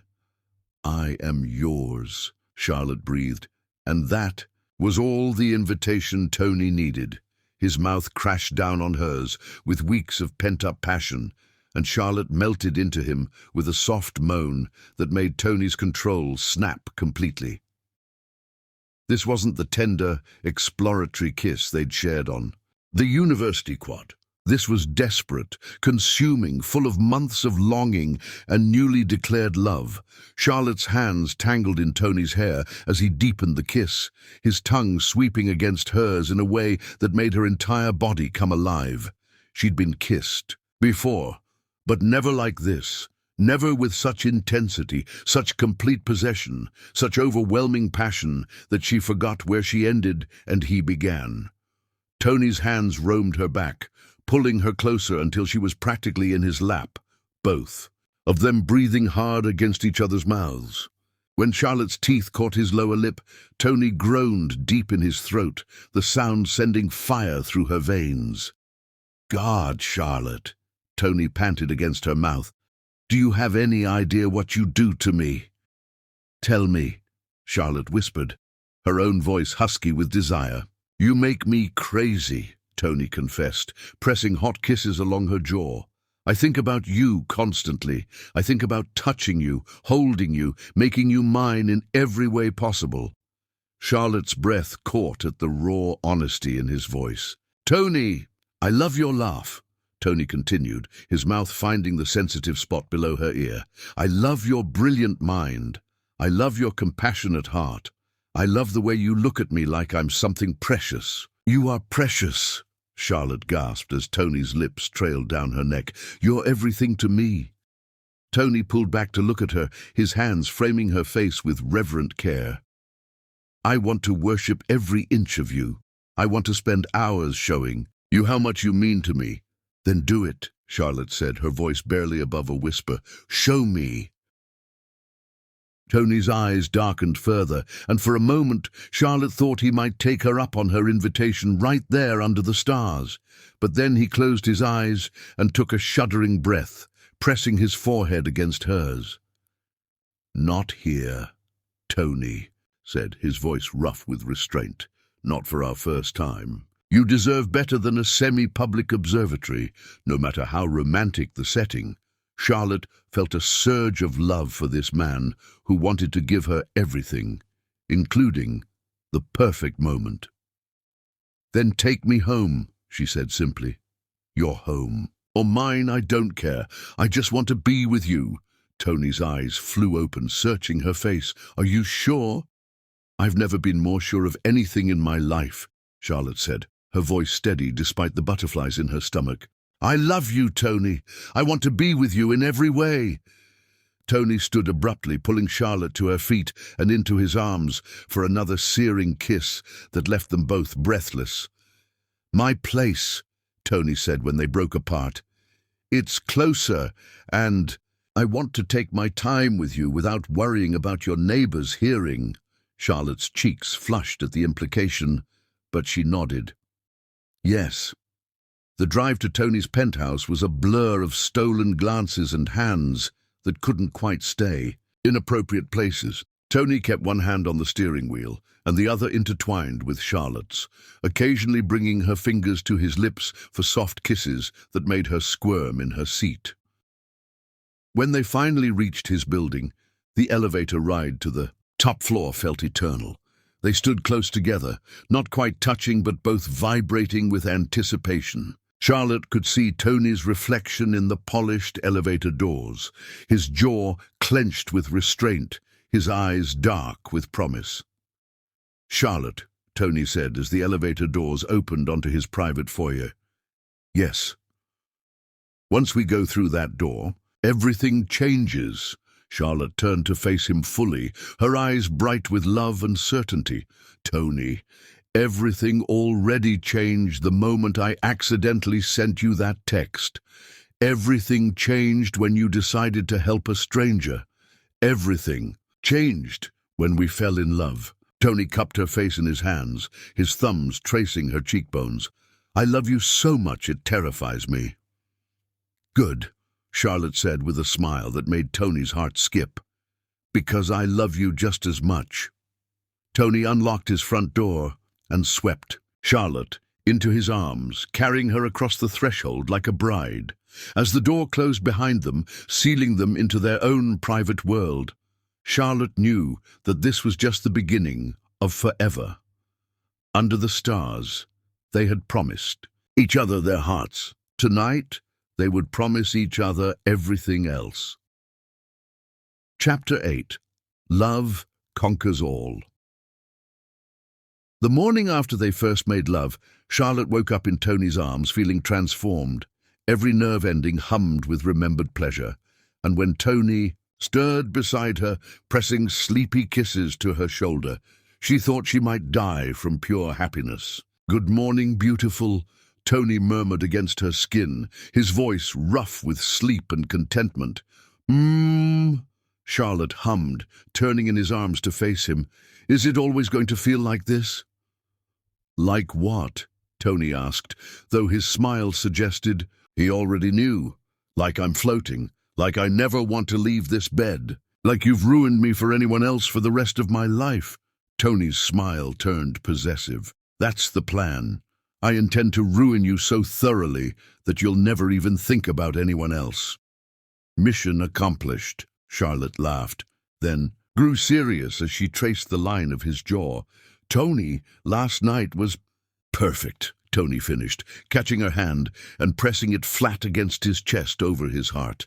You're perfect. They spent the morning in bed, making love again with the lazy intensity of two people who finally had all the time in the world. Tony worshipped every inch of Charlotte's golden brown skin, telling her over and over how beautiful she was, how much he loved her, how she was everything he'd never known he needed. But their perfect bubble was shattered 3 days later when Charlotte's phone rang during one of Tony's board meetings. Charlotte Harris. The voice was crisp, professional, and completely unfamiliar. Yes, this is Charlotte. This is Rebecca Morrison from the Seattle Tribune. I was hoping to get a comment from you about your relationship with Tony Matthews. Charlotte's blood turned to ice.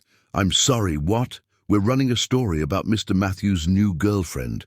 Our sources indicate that he's been paying your tuition and expenses. Can you confirm whether you're in a romantic relationship with him in exchange for financial support? The words hit Charlotte like physical blows. That's absolutely not what this is. So you deny that Mr. Matthews has given you money? Charlotte closed her eyes, her heart racing. I have no comment. Ms. Harris, we're going to run this story with or without your input. It would be better for everyone if you simply told the truth about the nature of your arrangement with Mr. Matthews. Charlotte hung up without another word, her hands shaking as she immediately called Tony. They think I'm some kind of escort, Charlotte said without preamble when Tony answered. A reporter just called asking about our arrangement. What? Tony's voice was sharp with anger. What exactly did they say? Charlotte repeated the conversation, her voice growing smaller with each word.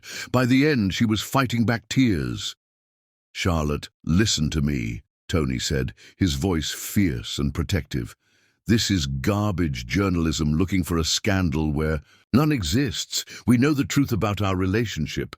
But Tony, what if people believe it? What if this ruins your reputation? What if it affects my medical career before it even starts?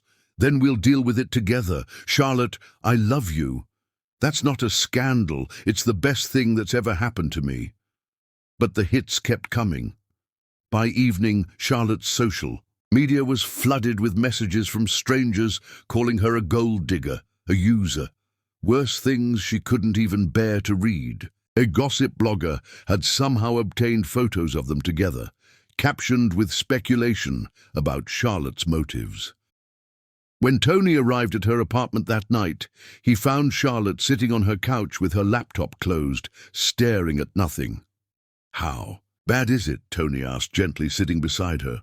Bad, Charlotte whispered. They're saying I seduced you for money, that I'm using you, that everything between us is fake. Tony's jaw clenched with fury. None of that is true. I know it's not true. You know it's not true. But Tony, what if your business partners believe it? What if they think you're being manipulated by some scheming woman? What if this hurts your company? I don't care about my company if it means losing you. But I care, Charlotte said, finally looking at him with tears streaming down her face. I care because your work matters, because you employ thousands of people, because you use your success to help others. I won't be the reason any of that gets destroyed. Tony moved closer, pulling Charlotte into his arms despite her weak resistance. What are you saying? I'm saying maybe we should take a break until this dies down, until people forget about us. Absolutely not. Tony's voice was firm, almost angry. Charlotte, I'm not walking away from the best thing in my life because of gossip and lies. It's not just gossip, Tony. It's my reputation too. What if medical schools start questioning my integrity? What if future employers think I slept my way through school? Then they don't deserve you, Tony said fiercely. Charlotte, anyone who actually knows you would never believe such garbage. Your professors, your classmates, your family, they know who you are. But what about people who don't know me? What about... Tony silenced her with a kiss, pouring all his desperation and love into the connection between them. When they broke apart, both breathing hard, his forehead rested against hers. I'm not losing you, Tony said, his voice rough with emotion. I don't care if I have to hire the best PR firm in the country, buy the newspaper that started this, or personally correct every person who believes these lies. I'm not losing you, Charlotte. Tony. No, Listen to me." Tony cupped her face in his hands, forcing her to meet his eyes. 3 months ago, I was sleepwalking through my life. I had everything money could buy, and nothing that actually mattered. Then a beautiful, brilliant woman accidentally texted me, and suddenly I remembered what it felt like to be alive. Charlotte's tears flowed harder at the raw honesty in her voice. "You saved me, Charlotte. Not the other way around. Yes, I helped with your tuition, but you gave me something infinitely more valuable. You gave me love, purpose, a reason to get up in the morning. You made me want to be worthy of the amazing woman who somehow fell in love with me." "I do love you," Charlotte whispered. "So much it scares me." "Then fight for us," Tony pleaded. "Don't let them win. Don't let jealous, small-minded people destroy what we have." Charlotte stared into his storm-grey eyes, seeing nothing but love and fierce determination. This man was willing to risk everything for her: his reputation, his business relationships, his carefully constructed public image, all because he loved her. "What do you want to do?" Charlotte asked finally. Tony's smile was sharp and dangerous. "I want to show the world exactly who Charlotte Harris is and why I'm so completely in love with her. I want to make it impossible for anyone to question your integrity or our relationship." "How?" "Leave that to me," Tony said, pressing a soft kiss to her lips. "Just trust me." The next morning, Tony called a press conference. Charlotte watched from the green room as he took the podium, looking every inch the powerful billionaire he was. But when he spoke, his voice carried a warmth and sincerity that she'd only heard in their private moments. "Ladies and gentlemen, I've called this conference to address some recent speculation about my personal life. 3 months ago, I received a text message meant for someone else. It was from a young woman who was facing a crisis, and without thinking, I decided to help her. That decision led to the most important relationship of my life." Charlotte held her breath as Tony continued. "Charlotte Harris is not my girlfriend because I helped her financially. I helped her financially because she's an extraordinary person who deserves every opportunity to achieve her dreams. She's brilliant, compassionate, hard-working, and completely devoted to helping others. She's going to be an incredible doctor, and any hospital that hires her will be lucky to have her." Tony's eyes found the camera as if he were speaking directly to Charlotte. "Charlotte didn't seduce me for money. She stole my heart with her kindness, her strength, and her unwavering integrity. She's never asked me for anything except the chance to pay back every penny I gave her. She's the most honorable person I've ever met, and I'm proud to love her." Charlotte was crying openly by the time Tony finished, and when he walked into the green room afterward, she launched herself into his arms. "That was either very romantic or very stupid," Charlotte said against his neck. "Probably both," Tony admitted, holding her tight. "But I meant every word." "I love you," Charlotte said, pulling back to look at him. "I love how you protect me, how you fight for us, how you're not afraid to tell the world how you feel." "Then you'll stay? You'll fight for us too?" Charlotte's answer was a kiss that left no doubt about her feelings. When they broke apart, both breathing hard, she smiled against his lips. "Try to get rid of me now, Matthews." That night, they made love with desperate intensity, both of them pouring all their fears and relief and overwhelming love into every touch. Tony worshipped Charlotte's body like she was something sacred, telling her over and over how much she meant to him, how he'd never let anyone hurt her again. "You're mine," Tony growled against her throat as Charlotte arched beneath him. "Mine to love, mine to protect, mine to cherish for the rest of our lives." "Yours," Charlotte agreed breathlessly. "Always yours." As they lay tangled together afterward, exhausted and blissfully content, Charlotte traced lazy patterns on Tony's chest. "What happens now?" she asked. "Now we build the life we want together," Tony said, pressing a kiss to the top of her head. "And we never let anyone make us doubt what we have again." "Promise me," Charlotte whispered. "I promise you forever," Tony replied. Everything else is just details. Outside, the world continued to spin with its gossip and speculation. But inside their love, Charlotte and Tony had found something unbreakable, a connection that could weather any storm, overcome any obstacle, and emerge stronger than before. They had proven that love, real love, could conquer anything. Chapter 9. Building Paradise Together.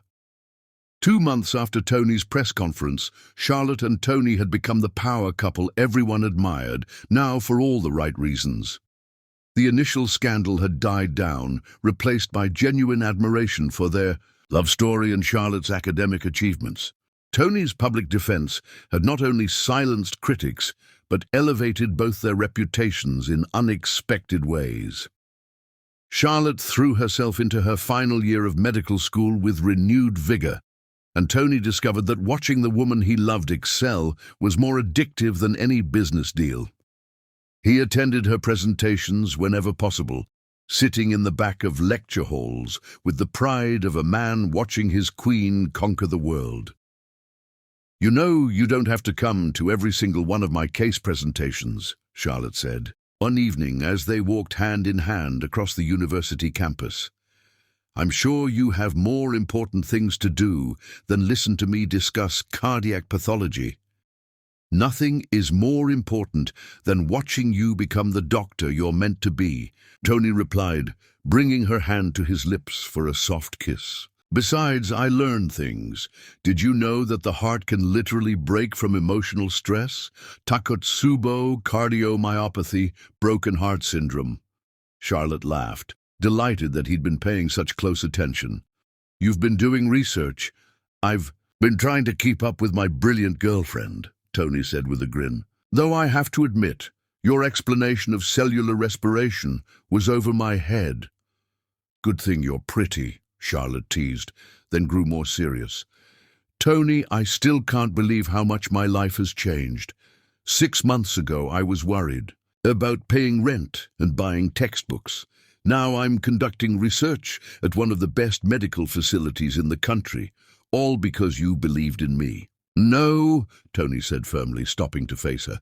"You're conducting research because you're extraordinary. I just provided an opportunity. Everything else, your intelligence, your dedication, your natural gift for healing, that's all you, Charlotte." The research facility Tony had funded was state-of-the-art, focusing on developing affordable medical technologies for underserved communities. Charlotte had been selected as one of only 5 students to participate in the pilot program, and her project on portable diagnostic equipment was already generating interest from major medical manufacturers. "Dr. Peterson wants to submit my research to the International Journal of Medical Innovation," Charlotte said, still hardly believing it herself. "If it gets published, I'll be a published researcher before I even graduate." "It'll get published," Tony said with absolute certainty. "Your work is revolutionary, Charlotte. You're going to change how medical care is delivered in rural and low-income communities." "We're going to change it," Charlotte corrected. "None of this would be possible without your funding and support." Tony's expression grew tender. "I love that you say we. I love being part of your dreams. You're not just part of my dreams, Tony. You've become my dreams. Everything I want for the future includes you." They were interrupted by Charlotte's phone, buzzing with a text from her research partner, Dr. Sarah Kim. "Emergency at the lab. The prototype is working beyond our wildest expectations. You need to see this." Charlotte's eyes widened as she read the message. "Tony, I have to go," Tony said immediately. "I'll drive you." At the research facility, Dr. Kim was practically vibrating with excitement. "Charlotte, the portable ultrasound unit you designed, we tested it on 3 different patients today.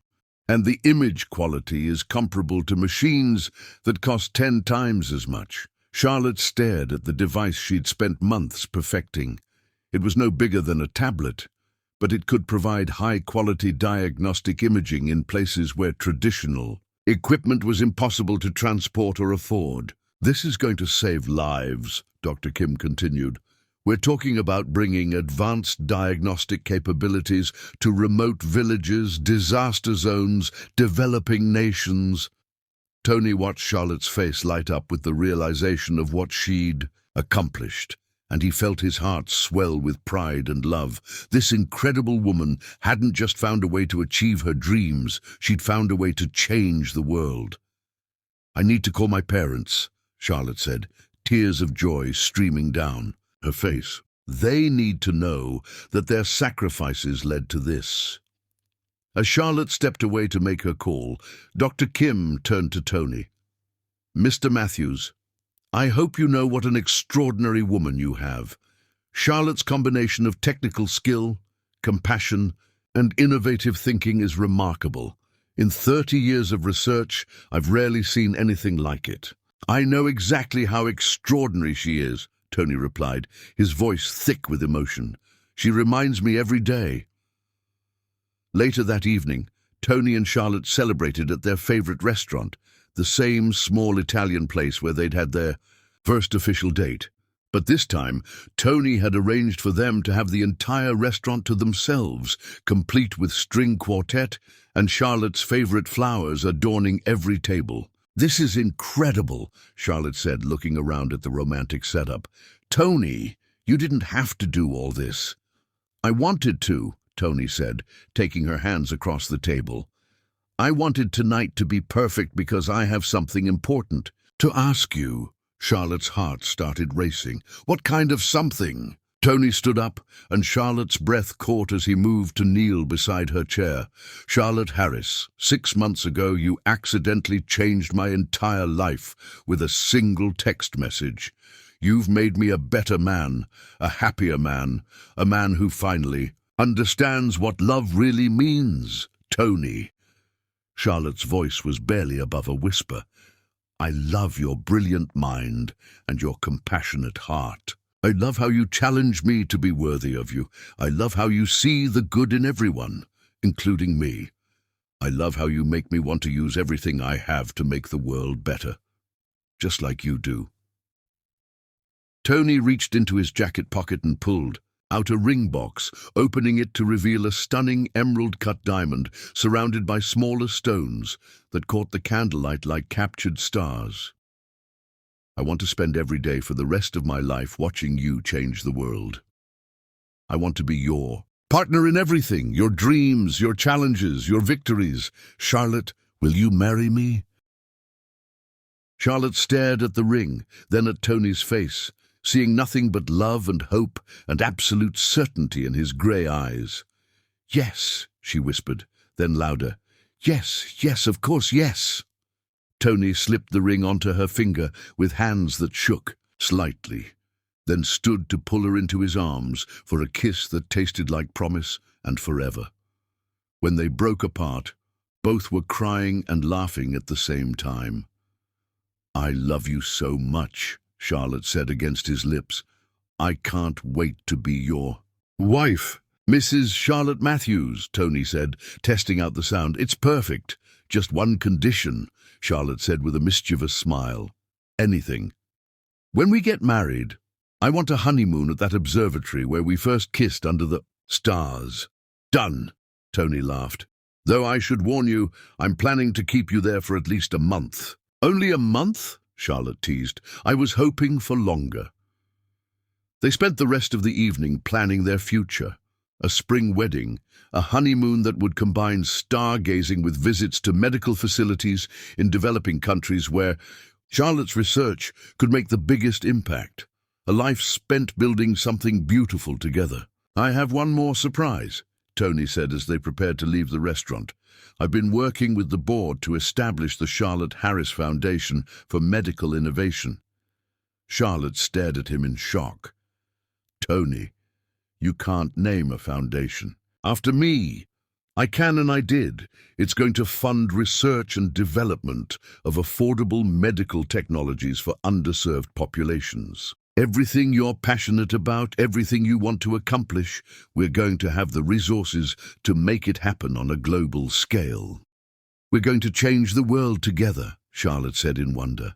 We already are, Tony replied, spinning her around in the middle of the empty restaurant. Every day with you changes my world for the better. As they drove home through the city lights, Charlotte's engagement ring catching the streetlight and Tony's hand warm in hers, Charlotte marveled at how drastically her life had changed. A year ago, she'd been a struggling student with big dreams and limited options. Now, she was an engaged woman with a published research project, a foundation named in her honor, and a fiancé who loved her with the kind of intensity that poets wrote about. "Penny for your thoughts," Tony said, glancing over at her as they stopped at a red light. "I'm just thinking about how perfect this all is," Charlotte said. "How perfect we are together. Even though I'm insanely wealthy, and you used to worry about bus fare, especially because of that," Charlotte said seriously. "You could have chosen any woman in the world, someone from your social circle who understood your lifestyle. Instead, you chose me, someone who challenges you, who comes from a completely different world, who makes you work for love instead of just expecting it. And you could have chosen any of those brilliant medical students who worship the ground you walk on," Tony countered. "Instead, you chose the emotionally unavailable billionaire with trust issues." "Former trust issues," Charlotte corrected. "And you're not emotionally unavailable. You're the most emotionally present person I've ever known." "Only with you," Tony said softly. "You're the only person who's ever made me feel safe enough to be completely myself." "That's how I know this is forever," Charlotte said, reaching over to touch his face. "Because when I'm with you, I'm the truest version of myself I've ever been." That night, they made love with the desperate passion of two people who had found something precious and had no intention of ever letting it go. Tony worshipped every inch of Charlotte's body while whispering promises about their future, and Charlotte showed him with every touch how completely she belonged to him. "My fiancé," Tony murmured against her throat as they lay tangled together afterward. "My future husband," Charlotte replied, her voice full of wonder and contentment. "Are you ready for forever with me?" Tony asked. Charlotte looked into his eyes, seeing their entire future reflected back at her. Medical conferences and charity galas, quiet mornings and passionate nights. Children who would grow up knowing they were deeply loved. A partnership that would span decades and change countless lives. "I've been ready since the moment I accidentally sent you that text," Charlotte said. "I just didn't know it yet." "Best mistake either of us ever made," Tony said, pulling her closer. "Not a mistake," Charlotte corrected sleepily. "Destiny." As they drifted off to sleep in each other's arms, both of them knew that they had found something extraordinary, the kind of love that transforms everything it touches, the kind of partnership that makes both people better than they ever imagined they could be. Tomorrow would bring new challenges, new opportunities, new adventures, but tonight they had each other, and that was everything. Chapter 10. Forever Begins. The auditorium buzzed with excitement as hundreds of medical school graduates filed onto the stage in their caps and gowns. Charlotte stood with her class, her pulse racing with pride, accomplishment, and overwhelming gratitude. After years of struggle, sacrifice, and relentless determination, she was finally here, about to become Dr. Charlotte Harris. From the front row, Tony watched with tears in his eyes as the woman he loved more than life itself prepared to receive her medical degree. Beside him sat Charlotte's parents, Sarah and James, both crying openly with pride. Maya, now a sophisticated 18-year-old with a full scholarship to film school, was recording everything while wiping away tears. "That's my daughter," James whispered, his voice thick with emotion. "That's my baby girl becoming a doctor." Tony reached over and squeezed the older man's shoulder. Over the past year, Charlotte's family had become his own, welcoming him with the same unconditional love they showed Charlotte. James had stopped being intimidated by Tony's wealth months ago, and Sarah treated him like the son she'd never had. "She's incredible," Tony said, his own voice rough. "You should be so proud." "We are," Sarah said, reaching over to pat Tony's hand, "and we're grateful every day that she found you. You've given our daughter wings to fly." When Charlotte's name was called, the entire auditorium seemed to hold its breath. She walked across the stage with grace and confidence, her golden brown skin glowing under the lights, her smile radiant enough to power the entire building. As the dean placed the hood over her shoulders and handed her the diploma that represented years of dreams and hard work, Charlotte looked directly at Tony. Their eyes met across the crowded auditorium, and in that moment, nothing else existed. Tony mouthed, "I love you," and Charlotte's smile grew even brighter as she mouthed it back. The applause was thunderous, but all Charlotte could hear was the sound of her own heart singing with joy. "Ladies and gentlemen," the dean announced, "I present to you Dr. Charlotte Harris, graduating summa cum laude with a specialization in emergency medicine and a focus on global health initiatives." Tony was on his feet immediately, applauding with the fervor of a man watching his goddess receive her crown. Around him, Charlotte's family cheered loudly enough to be heard 3 rows away, and Tony couldn't have been more proud to be part of this incredible moment. After the ceremony, Tony found Charlotte surrounded by classmates and professors, all congratulating her on her achievements. But when she saw him approaching, she broke away from the crowd and ran straight into his arms. "Dr. Harris," Tony said, spinning her around. As she laughed with pure joy, "God, that sounds perfect." "It feels perfect," Charlotte said against his ear. "Everything feels perfect." "How does it feel to have conquered the world?" Tony asked, setting her down but keeping her close. "Like I'm ready to conquer the next one," Charlotte replied with a grin. "Dr. Peterson wants me to present my research at the International Medical Innovation Conference in Geneva next month." "Then we'll go to Geneva," Tony said without hesitation. "I'll have the jet ready whenever you need it."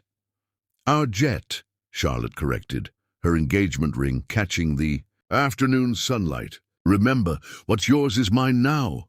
"Everything I have is yours," Tony said seriously. "It always has been, from the moment you accidentally texted me."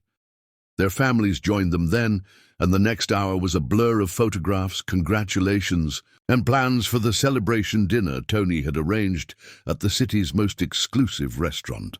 But through it all, Charlotte felt like she was floating, carried by the overwhelming love and support of the people who mattered most to her.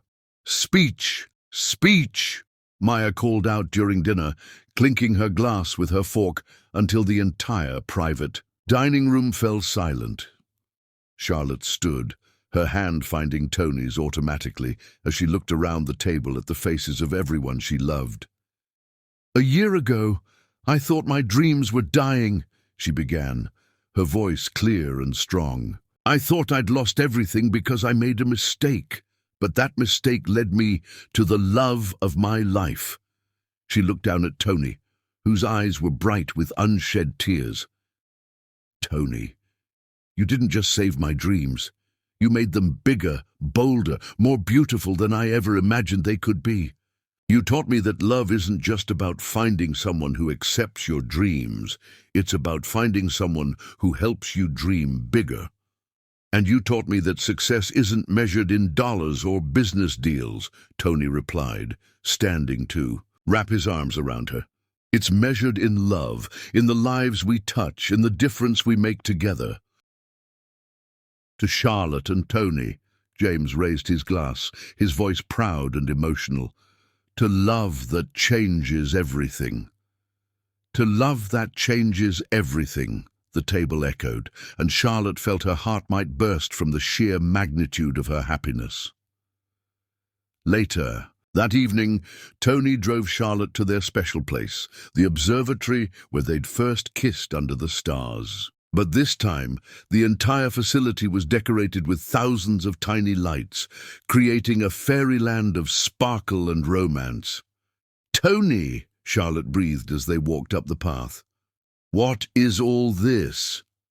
"This," Tony said, stopping at the same spot, where he'd proposed, "is where we're getting married, tomorrow."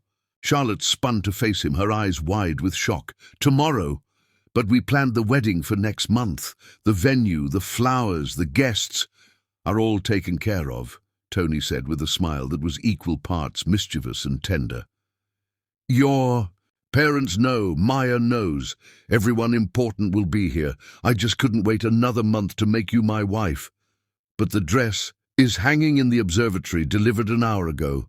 Sarah helped me pick it out months ago, just in case." Charlotte stared at him in amazement. "You planned a secret wedding?"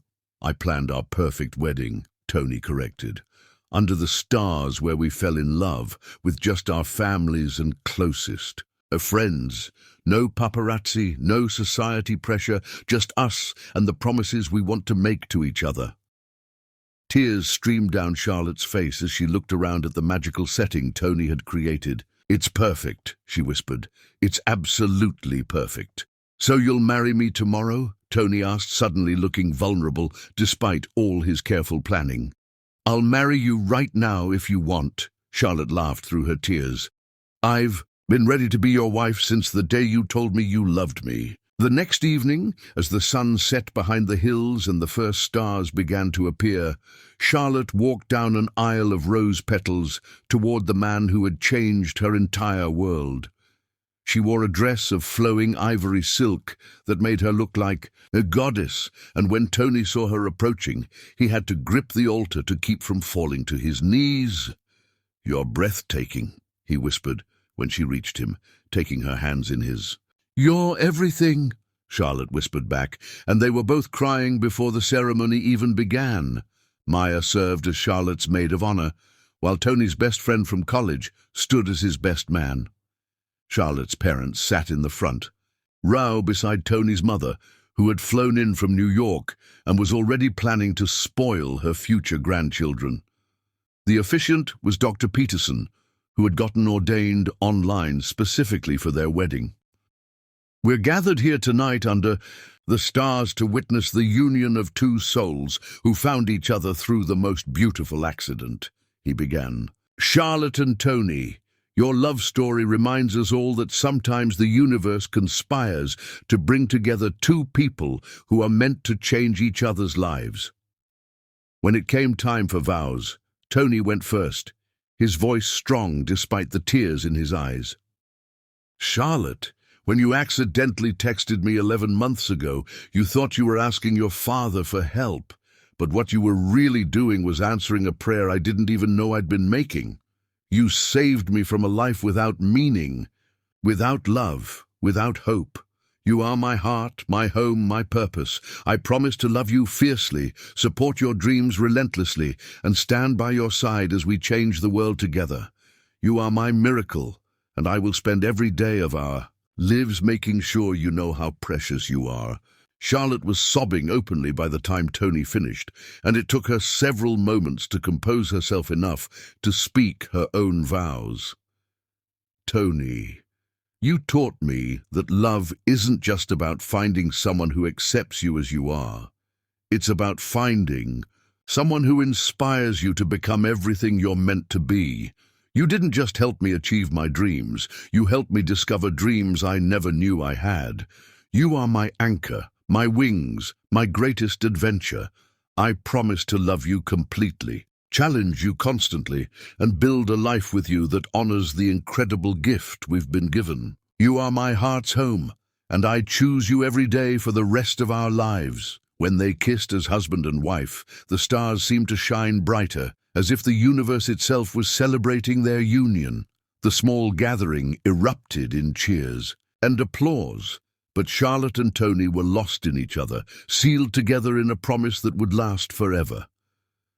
The reception was intimate and perfect, with dancing under the stars and toasts that made everyone cry happy tears. But the most magical moment came when Tony and Charlotte snuck away from their own party to stand at the telescope where they'd first kissed. "Mrs. Matthews," Tony said, pulling her close as they swayed to music only they could hear. "Dr. Mrs. Matthews," Charlotte corrected with a laugh. "I'm keeping both titles." "Wouldn't have it any other way," Tony murmured, spinning her slowly under the starlight. "How does it feel to be married to me?"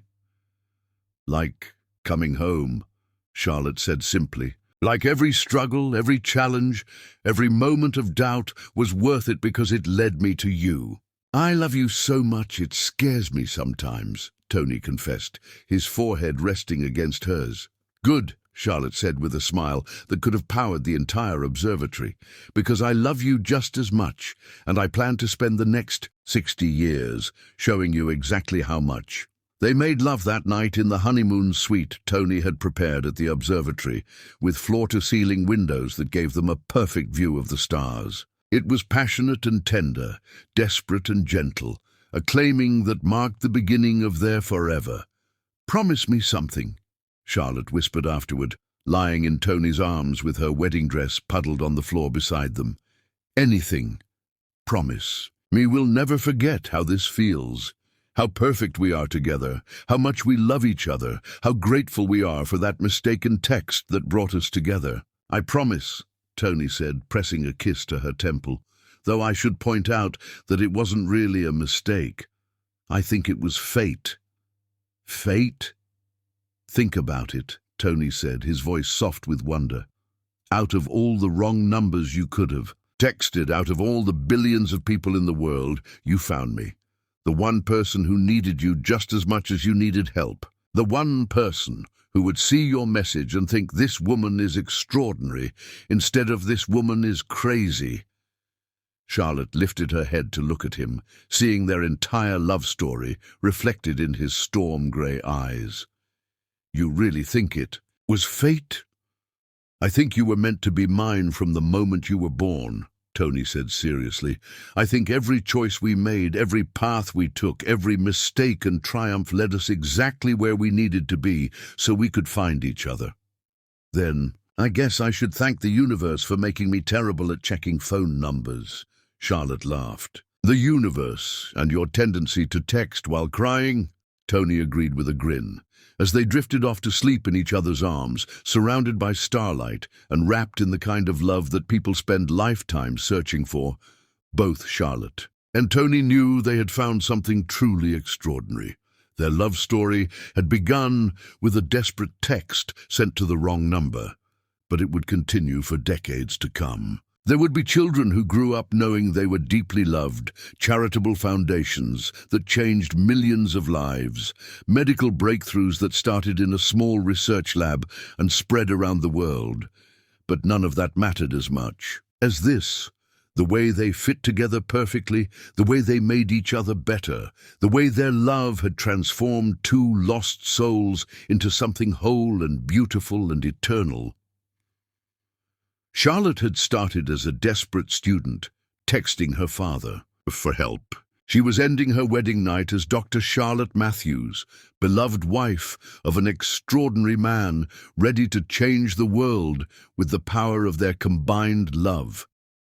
It was, as Tony had promised on their first real date, the very best kind of trouble. The kind that lasted forever.